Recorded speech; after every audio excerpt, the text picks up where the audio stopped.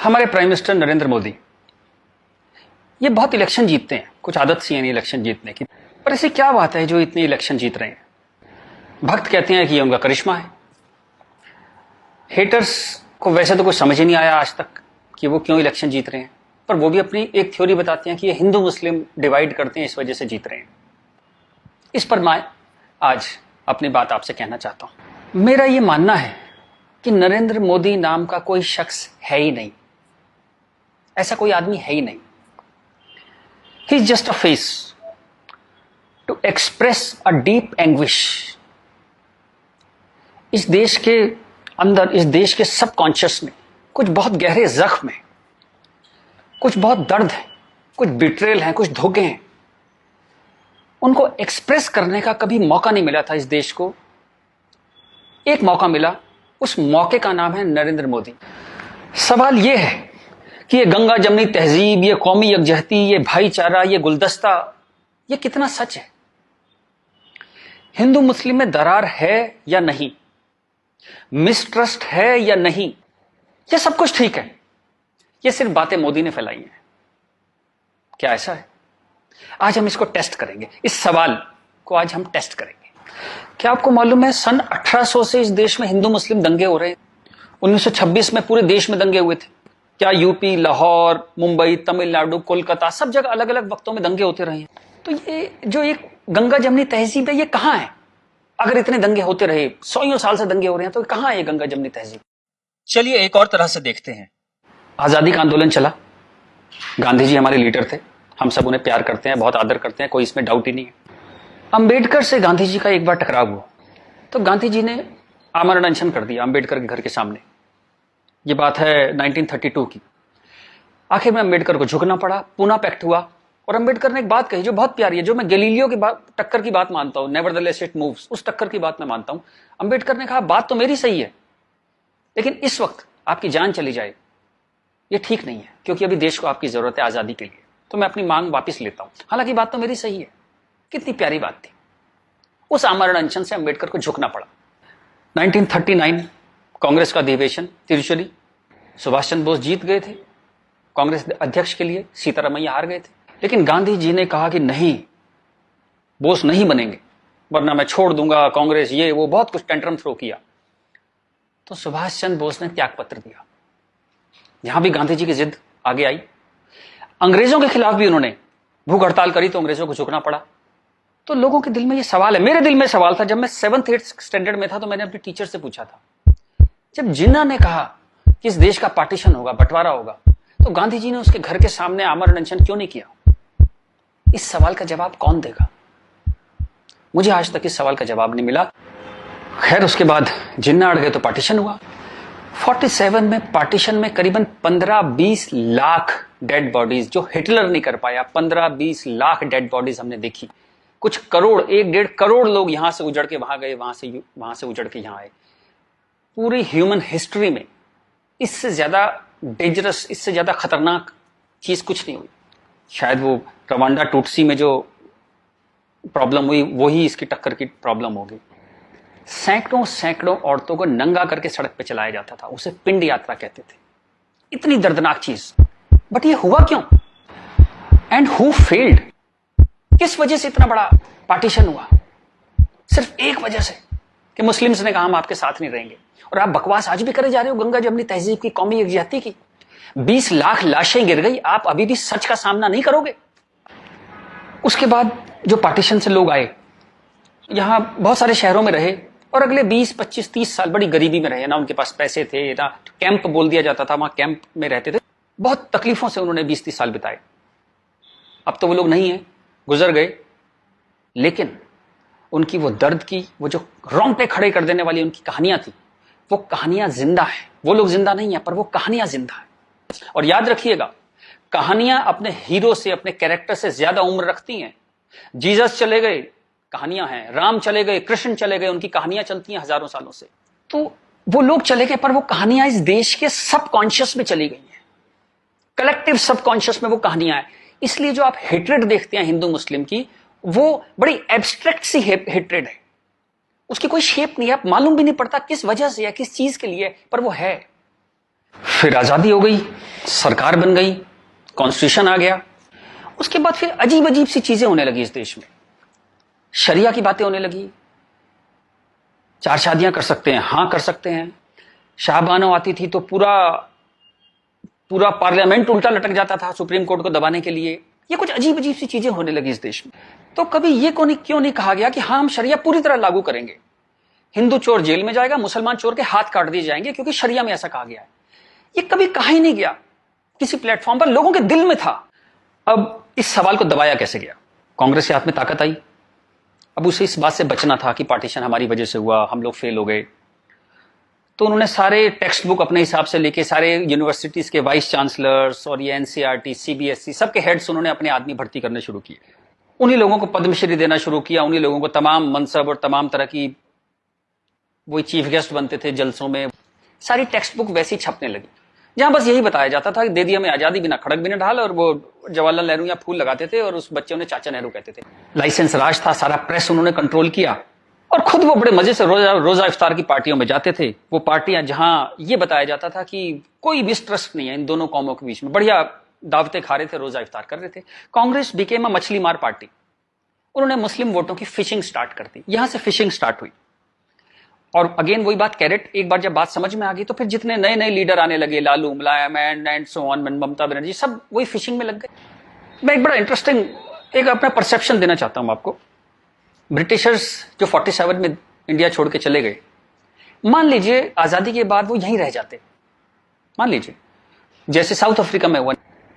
वहां से जब अंग्रेज छोड़ के गए तो सारे अंग्रेज छोड़ के नहीं गए, बहुत सारे अंग्रेज वहीं रह गए अफ्रीका में। आप उनकी क्रिकेट टीम देखते हैं ना, सारे उनके ग्रीम स्मिथ और पोलक और सब उनके एबीडी, सारे उनके प्लेयर्स जो हैं, जो नेशनल हीरोज हैं, वो वाइट हैं। एक दो रबाडा वगैरह, रबाडा और वो सब खेल लेते हैं, बट मोस्टली वाइट्स खेलते हैं। अंग्रेज वहां से छोड़ के नहीं गए, वहीं रह गए।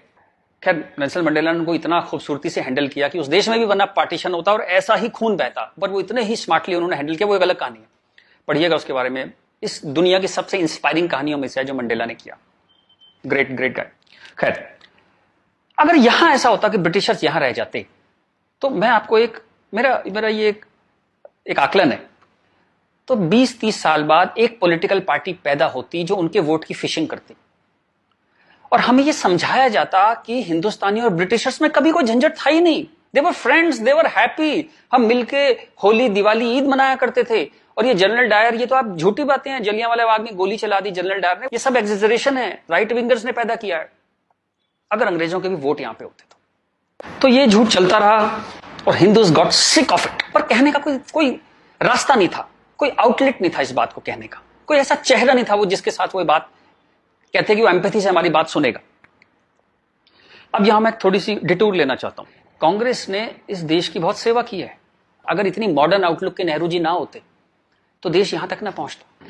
उतनी भयंकर गरीबी में जब दंगे भी थे, वॉर भी थे, नेहरू जी ने इसरो के बारे में सोचा, एटॉमिक पावर के बारे में सोचा, आईआईटीज के बारे में सोचा। Great guy. जो उनकी अच्छाइयां वो अच्छाइयां हैं, बट इसी के साथ जो गलतियां भी उन्होंने बहुत बड़ी करी। एक इतनी बड़ी चीज को, एलिफेंट इन द रूम जिसको बोलते हैं, डायनासोर आपके सामने खड़ा था, आप उसे एड्रेस, उसका सॉल्यूशन नहीं निकाल पाए। कम से कम हाँ तो कहते डायनासोर खड़ा है। और झूठ ऐसे ऐसे चलाए, जैसे कश्मीर के बारे में झूठ चलाया। 370 का तो कुछ हो नहीं सकता भाई। महाराजा हरि सिंह ने यही शर्त पे विलय किया था कश्मीर का, क्योंकि 370 उन्होंने तब किया, तो कुछ हो ही नहीं सकता इसका। अब पता लगा ये झूठ है, महाराजा हरि सिंह ने ऐसा कुछ साइन ही नहीं किया था। ये तो दलाल टाइप के लोगों ने 1.5 साल बाद, 1.25 साल बाद लाए 370, और अंबेडकर ने साफ साफ मना किया कि नहीं है ये 370, नहीं लगाऊंगा, इतनी खराब है ये।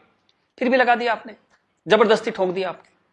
अब मैं अपनी बात पे वापस आता हूं कि नरेंद्र मोदी कोई आदमी है ही नहीं, ये वो खूंटी है जिसपे पूरे देश ने अपना ये जो बरसों का गुस्सा है, 50 साल का नहीं, 150-200 सालों का गुस्सा टांगना शुरू कर दिया उस खूंटी पे। डिस्कशंस स्टार्टेड हैपनिंग, गुस्से को एक जगह मिली, एंगर फाउंड अ वेंट। चलिए एक और बात करते हैं। मेरा मानना है कि हम लोग एक एहसान फरामोश कौम है। जी बिल्कुल ठीक सुना आपने, हम एहसान फरामोश लोग हैं। गुरु अर्जुन देव, गुरु तेग बहादुर, बंदा बहादुर, भाई मती दास, हकीकत राय, गुरु गोविंद सिंह, आपने नाम सुने, सिख गुरुज, उनके साथी। जब हिंदू कौम इस्लामिक रूलर से बहुत परेशान थी, फोर्स कन्वर्जन हो रहे थे, बहुत जुल्म हो रहे थे, जजिया वजिया बहुत चीजें थी, तो इन्होंने हिंदुओं को बचाने के लिए ये सब कुर्बानियां दी। किस गुरु को जिंदा जला दिया गया, किसको गर्म तवे पे भून दिया। बात समझ रहे हैं आप? जैसे सब्जी बनाते हैं आप, गर्म तवे पे जिंदा भून दिया, किसको आरे में से बीच में से काट दिया, किसको रुई से बांध के जला दिया, किसके बच्चों को दीवार में चिनवा दिया, किसके बच्चों के दिल निकाल के बाप के मुंह में ठूस दिए। ये सब कहानियां हमने पढ़ी। इनकी कविताएं हम स्टेज पे गाया करते थे जब हम छोटे थे। हकीकत हूं, हकीकत को हकीकत जब बताऊंगा, हूं एक लाखों को हकीकत मैं बनाऊंगा। इस सारे जुल्म को सहकर हिंदुओं में से एक वॉरियर कौम पैदा हुई, खालसा। पर आजादी के बाद टेक्स्ट बुक, कांग्रेसियां टेक्स्ट बुक थी सारी, इरफान हबीब, रोमिला थापर, इन सब ने हमें हिस्ट्री पढ़ानी शुरू करी और ये कहा गया कि भाई हम बड़े सेकुलर हैं, सेकुलर रहो और प्रोग्रेसिव बातें करो। अगर आपने ये सब बातें करी तो बड़े आप कम्युनल कहलाओगे। तो हम बड़े कंफ्यूज से हो गए कि क्या करें। तो कुछ समझ नहीं आया तो हमने सिखों पे जोक बनाने शुरू कर दिए। कल्पना कीजिए, हिंदुओं में से उठी हुई एक कौम जिसने इतने बलिदान दिए, आज हम उसके ऊपर चुटकुले बनाते हैं। बजाय उस कौम को सिर पे बिठाने के हम उस पर चुटकुले बनाने लगे। चलिए, ये वक्त भी देखा इस देश ने। यहां से प्रॉब्लम शुरू हुई। जिन मुस्लिम रूलर्स के हाथों, जिससे पूरे लंबे वक्त में वो जो हमने तकलीफें सही, जैसे ब्रिटिशर्स के हाथों सही, ब्रिटिशर्स चले गए, उन मुस्लिम लोगों के हाथों जो हमने इतनी तकलीफें सही, उनको आजादी के बाद हम कुछ एड्रेस ही नहीं कर पाए और कंफ्यूज हो गए कि ये सब जुल्म हुए भी थे या नहीं थे। ये गुरुओं ने जो इतनी बलिदान दिए थे, जो इतने सैकड़ों सालों से ये जो गुरुद्वारे बने हुए हैं, ये सच्चे हैं कि नहीं है, या ये मोदी ने बना दिए जाके चुप चुप के 200-300 साल पहले मोदी ने बना दिए। अंदर ही अंदर एक कैंसर है, इस गुस्से का एक कैंसर है जो इस देश को खाए जा रहा था कई सौ साल से। वो कैंसर पार्टीशन में दिखाई दिया। आपके 2 हाथ काटने पड़े, एक भारत, एक पाकिस्तान बन गया, एक बांग्लादेश बन गया, 2 हाथ कट गए आपके अंदर इतना बड़ा कैंसर था। लेकिन आप क्या करते हैं? आप लिपस्टिक लगाते हैं, पाउडर लिपस्टिक लगा के आप कहते हैं भाई everything is well, all is well. चलिए, इस प्रॉब्लम को एक और तरह से देखते हैं। तो ये भारत, पाकिस्तान, बांग्लादेश तीनों को मिला दें तो करीबन 50 करोड़ मुस्लिम लोग हैं यहाँ पे रहते हैं। ये कहां से आए? इतने मुस्लिम तो अरब में भी नहीं है, मिडिल ईस्ट में इतने मुस्लिम नहीं है। इस देश में पारसी भी आए, बुद्ध हैं, राजपूत हैं, सिख हैं, बहुत कौम है, ये क्यों नहीं हो गए 50 करोड़? इस क्वेश्चन का क्या आंसर है? फिर एक दलाल टाइप के जो लोग हैं, उन्होंने एक नया नैरेटिव स्टार्ट किया। ये पिछले 25-30 साल से ज्यादा जोर पकड़ा इस नैरेटिव ने, 20-25 साल से, कि ये प्यार से कन्वर्ट हो गए। ये हिंदू ही थे, प्यार से कन्वर्ट हो गए। वेरी गुड, वाह। ये कहा गया सूफी संत आते थे, दरवेश, फकीर, वकीर आते थे और लोग प्यार से कन्वर्ट हो गए। मैं आपको एक एग्जांपल देता हूं। जैसे हमारा एक बहुत बड़ा देश था, ऐसे एक बहुत बड़ा देश था पर्शिया। वहां पारसी रहते थे और वो कलाओं में, ट्रेड में, एजुकेशन में बहुत ऊपर देश था। उसकी वो पूरी सिविलाइजेशन बहुत हाई पे थी। ये मिडिल एजेस की बात है। मुस्लिम्स का अटैक हुआ, करीबन 25-30 साल में एक भी पारसी जिंदा नहीं बचा। सारे देश छोड़ के भाग गए, मर गए, लूट, हत्या, बलात्कार। और 25-30 साल में एक नया इस्लामिक मुल्क बन गया। बाद में जिस मुल्क का नाम पड़ा ईरान। सारे पर्शियंस कहां गए? कुछ भाग के तो हिंदुस्तान भी आ गए थे। वो प्यार से कन्वर्ट हो गए। ऐसा प्यार इस दुनिया ने कई बार देखा है।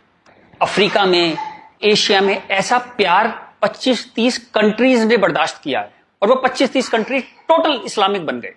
और लेटेस्ट कश्मीर, जब वहां से 3 लाख 4 लाख हिंदू भगाए गए तो वो प्यार से भागे वहां से और पूरा कश्मीर इस्लामिक हो गया। Make no mistake, it's a caliphate. जो बगदादी करता है खलीफा जो अपना साम्राज्य बनाता है जहां सिर्फ मुस्लिम होते हैं और अगर गैर मुस्लिम है तो उन्हें डिम्मी बन के रहना पड़ेगा, खत्म होकर रहना पड़ेगा। वो कैलिफेट है इस्लाम की। इस वक्त कश्मीर में, हिंदुस्तान में कैलिफेट है। 1921 में मालाबार में दंगा हुआ था, वहां भी कैलिफेट बनाने की कोशिश की गई थी। कुछ 50,000 या 1 लाख हिंदुओं को बाहर निकाल दिया था वहां से, फोर्स्ड कन्वर्जन किया था। तो तब नहीं बना पाए, लेकिन आज कश्मीर में कैलिफेट है, ध्यान रखिएगा।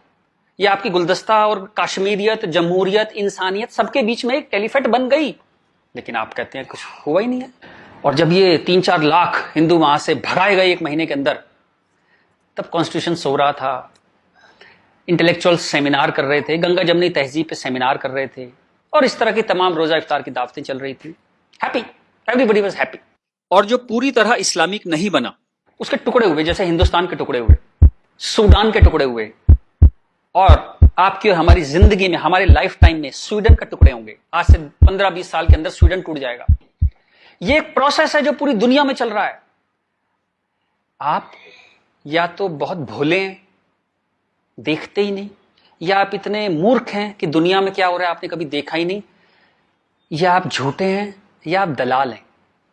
अगर आप इस पूरे प्रोसेस को मना करते हैं कि नहीं नहीं ऐसा कुछ नहीं था, यहां तो बड़ी गंगा जमनी तहजीब थी, आप इन सब में से एक हैं, या हो सकता है सब कुछ हो। चलिए मैं आपके साथ एक एक्सरसाइज करता हूं।